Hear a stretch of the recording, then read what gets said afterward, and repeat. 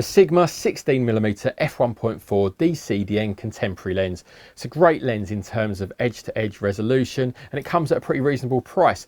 But with some Sony E Mount cameras, there is a very particular weird glitch with the autofocus.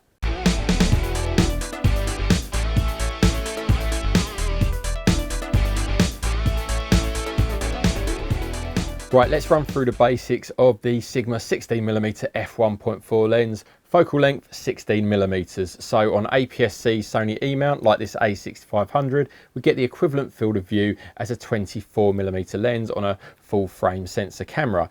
Now, it also comes in micro four thirds, and on micro four thirds, it is a 32mm equivalent lens. Now, handling wise, it's a reasonable size lens for a crop sensor camera, but you're going to expect that with the large 1.4 aperture. It weighs 405 grams, and there's a lot going on inside this focus barrel. We've got 16 elements in here in a total of 13 groups. Now, in terms of construction, pretty well made. It's a nice rigid solid lens. It feels nice. We've got a combination of what feels like metal and kind of polycarbonate plastic, so this feels metal round here, that bit a little bit more plasticky at the back, but overall nothing to worry about, nicely constructed.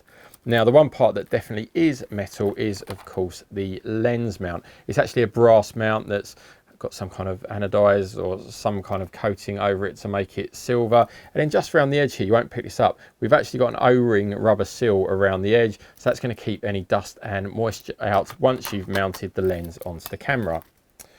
Now, the lens itself, it's a fairly simple, elegant design that Sigma adopted a few years ago. We've got no big text or writing or logos or anything like that. All we do have is the small chrome badge there that denotes that it's part of Sigma's contemporary lens range. Now, at the front here, we have a 67mm filter thread, and we also have this plastic lens hood, which fits nice and securely on there. We've got a petal shaped hood. Now, the manual focus ring is very large and it's ribbed and nicely textured. No problem finding it when you hold it up to the eye. It's the only ring on here. We haven't got an aperture ring. And one thing to note though is that this is actually an electronic focus system. It's fly-by-wire, so we've got no hard stops at minimum or infinity. So it just turns kind of infinitely. Now, the lens has full electronic connection with the camera. Obviously, this provides power for the autofocus, but it also passes lens information from the lens to the camera, which then allows the camera to apply a profile to the images to correct any of those slight lens distortions. That seems like a really good place to start talking about the image quality. So first up, curvilinear distortion. Yep, as you would expect, we've got some barrel distortion. Nothing to concern yourself about. Architectural photographers may want to correct it, but of course you can just turn the in-camera correction to auto and all those JPEG images will be perfectly corrected. And of course, Lightroom, Camera Raw, anything like that will also apply that lens correction profile that they have in their own software. So it's very slight curvilinear distortion, nothing really to concern yourself with. It's a really similar story when it comes to vignetting. What we get is a nice smooth vignette at f1.4. It isn't harsh, there's no sort of sudden drop-offs or anything like that. And it's gone by the time you drop the aperture to sort of f2.8. And once again, the in-camera correction does a great job of reducing it virtually to zero for the JPEG images if you're shooting at f1.4. Now, chromatic aberrations, if you're really pixel peeping along high contrast edges, you may see some chromatic aberration, particularly when you're shooting at f1.4, but again, switch the chromatic aberration correction on and it gets rid of it, or at least it reduces it to virtually nothing. Now, I did notice a touch of purple fringing when you take an extremely high contrast image. So this image was shot into the sun and it was shot through trees. The exposure is actually +3 EV on what the in-camera metering recommended, and you can just see on those high contrast edges we've got some purple fringing here. But again, this is a really extreme example. You're not really ever going to take shots like this, but it's just pushing what the lens and the camera combination can do to a maximum. So to assess the lens, I've used a combination of test chart images and real world shots. Now, the good news is that the 16mm f1.4 is extremely sharp, virtually corner to corner. It's only the very tips of the corners where you notice that there's just a slight drop off in quality. It's pretty much sharp side to side, top to bottom, just those very tips of the corners where you notice a drop off. Now we have another new test chart. It's slightly more permanent than the last one we were using, but we're still looking at getting a bespoke Photo Gear News test chart, so watch this space for that. Now when I'm looking at the chart images, I'm once again, like the real world shots, I was really impressed with how this lens performs across all apertures.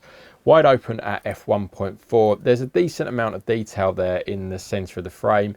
Image is perfectly acceptable. I'd be happy to use this lens at f1.4. Stop down to f2, everything sharpens up a bit more. There's also a touch more contrast I can see, and that obviously helps the kind of perception of sharpness as well. Now by the time we're going to f5.6, the lens is about at its sharpness, and there's a ton of detail here. When you're shooting landscapes, you pick up all of those tiny details, things like blades of grass, you know, bits of sand, stuff like that, all really, you know, springs to life. It goes through that kind of sharpness until about f8, and diffraction kicks in at about f11. We get a drop off in sharpness and contrast about this point, and then by f16 everything's just a little bit soft. Diffraction's really noticeable here. Now I would stick to shooting at f11 if I was shooting landscapes, and thankfully at f11 the hyperfocal distance here is 1 meter 15 centimeters, so that's going to be fine for most landscape shots, for making sure that everything from foreground to background is nicely sharp and in focus. So now onto the corners. Now I actually photographed in the corner of the frame, so you're not seeing any field curvature here playing a part in what you're seeing. This is actually how sharp the corner is, not how sharp the center is and then how it looks in the corners. It's a really similar tale to how it looks in the center of the image, to be honest. f1.4, it doesn't look its best. Corners are a little bit soft. We can see that in these test chart images. When you stop down to f2, once again, things sharpen up, touch more contrast, everything just comes to life a little bit. And once again, 5.6, f8, we're at the sharpest point here. Then there's a good amount of detail in the corners, drops away at f11, and then f16, that's where you really notice the diffraction, particularly again in the corners. But again, it's the real world images that show just how good this lens is across the edge of the frame. It's just the tip of the corners where there's a drop off. And overall, I'm really impressed with the performance in terms of resolution and sharpness. Now I also shot some astrophotography images. Full admission here, I had never attempted astrophotography before I used this lens, not seriously anyway. Happened to be away on holiday in Jersey, and they're blessed with some pretty dark skies out there in the Channel Islands, so I took this opportunity to try my hand at it, and I was pretty pleased with my results as a first attempt. So once again, these images are all taken on the 16mm f1.4 and the Sony A6500. And if you zoom in, you can see that stars are quite nicely rendered. Now I'm sure there's other websites that have got more detailed reviews on this lens for astrophotography. If I've got to find one of those, I'll put it in the description below so you can check those guys out. Now, if you're in the UK and you want to try the Sigma 16mm f1.4 lens for astrophotography or for anything else, you can loan it from our sponsor, Hire a Camera. It's going to cost you as little as £24 for a whole weekend, or around £40 if you want to hire it for a week if you're going away somewhere. And they can even drop it off and then collect it from you afterwards, or you can collect it from any number of locations around the UK. Obviously, all the details for Hire a Camera are down in the description below. Okay, so on to focusing. Manual focusing, straightforward, large focus ring. Again, fly-by-wire electronic focusing here, but it focuses really nicely. What I found was, particularly when I'm using the magnified view, you could just nudge it ever so fractionally round, then all of a sudden that motor kicks in, and it makes it, you know, really nice to get an absolutely spot-on, perfectly focused image when you're manually focusing with that magnified view. When you're focusing, you know, want to focus quickly, it's nice and responsive actually, and you know, all the focusing elements move very quickly. Again, no real problem when it comes to manually focusing. Now onto autofocus. Let's talk about all the good stuff first, because as I said in the intro, there is an issue with this lens. It's a little bit odd, but generally the autofocus is fast, it's responsive. Obviously we've got 16mm lens, f1.4 aperture, lots of light coming in, and for single spot AF it just jumps very nicely point to point as you're moving around the frame. Really similar story when you're shooting video. Again, we get nice smooth focusing with the lens. Now, when I was doing some research on this lens, I did read about an issue with the autofocus when you're using the Sony A6000 range of cameras.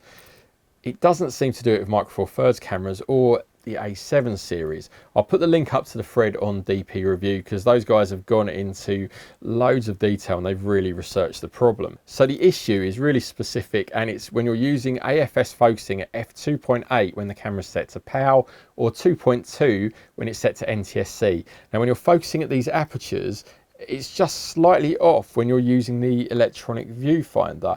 It only really happens when you're using the EVF. So I've taken 3 images, all taken at f2.8 in AFS mode with the electronic viewfinder, and then I've taken them again with the LCD screen, and then I've compared these to a manually focused shot.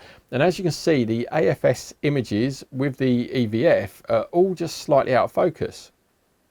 Now here is a run of 4 images taken through the EVF at f2, 2.2, 2.8 and f3.2, and you can see that it's only the f2.8 one that's affected by this. Now there's a couple of solutions to the problem. The obvious one is to use the rear screen. The next one is actually to use continuous AF mode. I found this solved the issue, and thankfully obviously on the A6500 continuous AF works very quickly, very smoothly, so that works very nicely. Now the other solution is to turn the live preview setting in the menu off. Now all the solutions would lead me to believe that it's got something to do with some readout timing somewhere in the line in the camera or the lens readout, something, and it just isn't firing at f2.8 at the right time. Something just isn't syncing correctly. It's really odd that it only happens at 2.8 though. Now again, I tested the lens using the Sony A7 III and the electronic viewfinder, and there was no issue. So it really does seem sort of quite specific to the A6300 and 6500 cameras. Now I actually spoke to Sigma and they said that it's something they are aware of, and they suggested the workarounds that I've just suggested. And they didn't mention it specifically, but you'd hope that they're working on a firmware update for this. You know, hopefully they're going to be able to fix this. Now, until then, the workaround is obviously avoid f2.8, which isn't ideal for a lot of people. And for me, it's not much of an issue because I use the rear screen a lot, particularly when shooting landscapes. So it's not going to affect me much. I'd suggest using the continuous AF mode is probably the ideal solution if you are going to be using 2.8 a lot and the EVF. So overall, I think that the Sigma 16mm f1.4 lens is a really impressive lens in terms of image quality. The autofocus system works well overall, but then there is just this really weird, peculiar issue. I feel the issue is an annoyance if you use the EVF a lot, obviously, but depending on the type of photography that you do, I don't feel that the issue is quite enough to prevent me considering the lens, particularly given its overall image quality. And obviously, let's all hope that there's going to be a firmware update that can fix the issue in the future. Now, price-wise, the lens is available now for between £400 and £450. So that's it. That's my review of the Sigma 16mm f1.4 lens. Thanks for watching. If this is your first time watching Photo Gear News, we put up videos like this around about once a week. First look videos, review videos, all of that type of good stuff. So if you haven't already, please hit the subscribe button so that you guys can keep up to date with all the latest Photo Gear news and reviews.